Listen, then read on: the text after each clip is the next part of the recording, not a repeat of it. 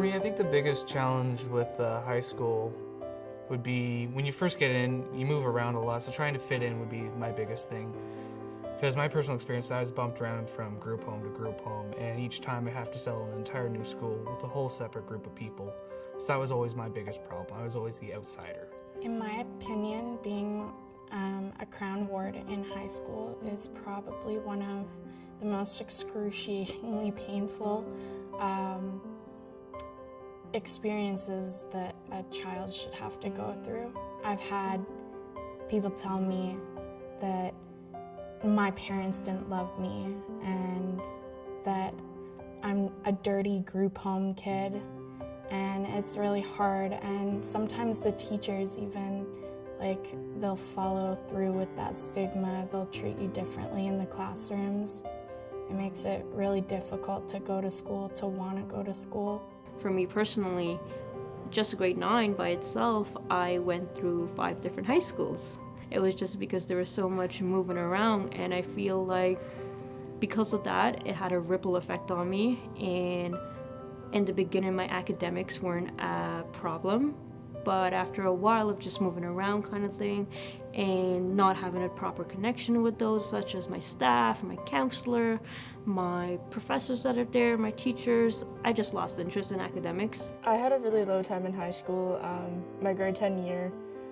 I had 2 of my friends unfortunately commit suicide together, and I got really stressed, and I was missing a lot of school because at that point in time I didn't see how school was helping me anyways. The school responded by me missing class, by suspending me, so it was further making me think that school wasn't necessary, I didn't need to go. And the school just didn't understand that there was a lot of things going on, and no one ever asked, are you okay, how can we help?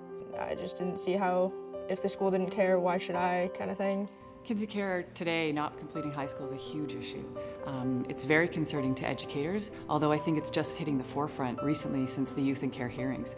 I think now we're sitting up and taking notice as to this is a population within our schools that we really haven't addressed. And I think we are starting to do that now, and this is really important because the graduation rate for a youth in care is in the 40% range. In fact, I don't even know that we actually can track that rate right now because we don't know who these kids are in our schools. Relationship is one of the foundation pieces of just even feeling secure and connected. And when you have those 2 pieces that are balanced, then you're apt to free to learn. You're not worried about whether or not you have someone to sit with at lunch. I think relationship is something that supports positive well-being, and that's something that often is a challenge for a lot of our children in care. If I could put all of my principals in one room and tell them, hey, this is how you can help all the kids that go through the system, I would probably tell them, don't let them drop out. Don't let them drop out. That's the worst idea that you can let them do. If I could give some advice as a Crown Ward student to principals and teachers, it'd be to not judge them just because they don't attend all the classes or they act like they don't care, because they could be going through some stuff at home that they just don't want to tell anyone or whatever, and to not just not help them just because they don't ask for it, because some kids don't feel comfortable asking for help in front of the whole class. I'm encouraging kids in care to believe in themselves, and for teachers to encourage them. Try to talk to them, or try to find ways that you can help them out. If I could sit all the administrators in one room and talk to them about what they need to do for our youth in care, I would ask them to be kind, I would ask them to be positive, and I would ask them to look out for the best outcomes for those youth in a way that, asking the question, what's up today, as opposed to assuming what we think is up today.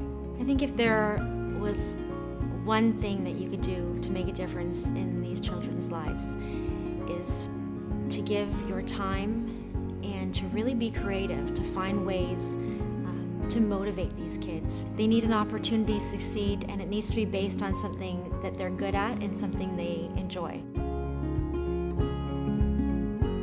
Graduating high school, for me, it's incredibly important because it shows that I'm capable of doing something.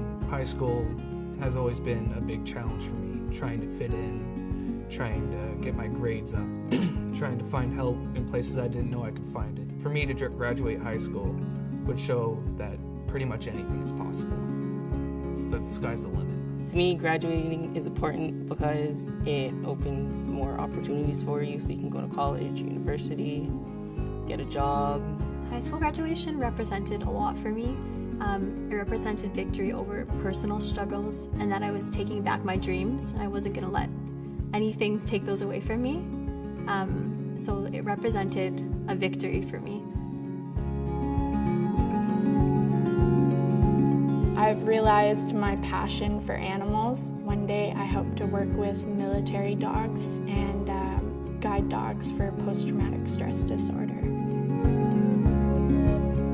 One thing that I'm pursuing right now is to become a lawyer, to go to law school after I'm done my bachelor's. I'm taking it step by step, and I think that's what everyone needs to do. Dreams are within reach for kids, and it doesn't matter what they've been through or are currently going through. If you work hard enough at anything, you can achieve it.